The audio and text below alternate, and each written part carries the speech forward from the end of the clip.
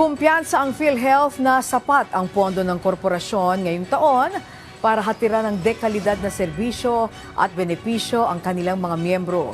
At para maprotektahan ang kanilang pondo sa anomalya sa health insurance claims, PhilHealth gagamit na rin ng AI sa kanilang sistema. Si Clazel Pardilla sa sentro ng balita. Mas mapagaan ang gastos at maibsan ang hirap ng ating mga kababayang may sakit. Target yan ng Philippine Health Insurance Corporation o PhilHealth. Ngayong 2026, papalo sa 129.8 billion pesos ang pondo ng ahensya. Tutustusan niya ng bayarin ng mga pasyente. Halimbawa, ang may sakit na leukemia, maaring makamenos ng hanggang 500,000 pisong bayarin sa ospital sa ilalim ng Z-Benefit Package. Kumpiyansa tayo na sapat ang pondo ngayon. Kaya po sa mga provider naman, ang hinahikayat ko, handa na po ang sistema, sapat na po ang pondo, mas malaki na po ang coverage, mas mabilis ang bayad.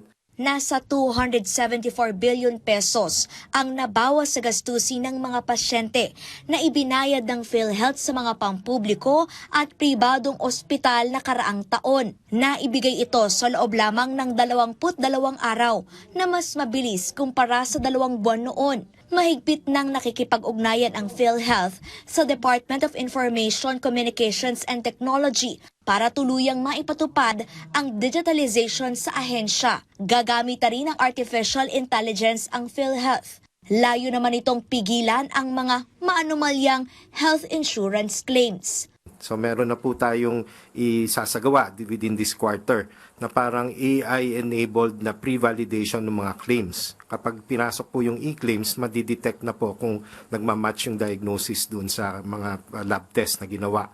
So basically po, doon pa lang ma-flag na po namin kung ano po yung potentialing hindi karapat-dapat. Clazel Pardilla para sa Pambansang TV sa Bagong Pilipinas.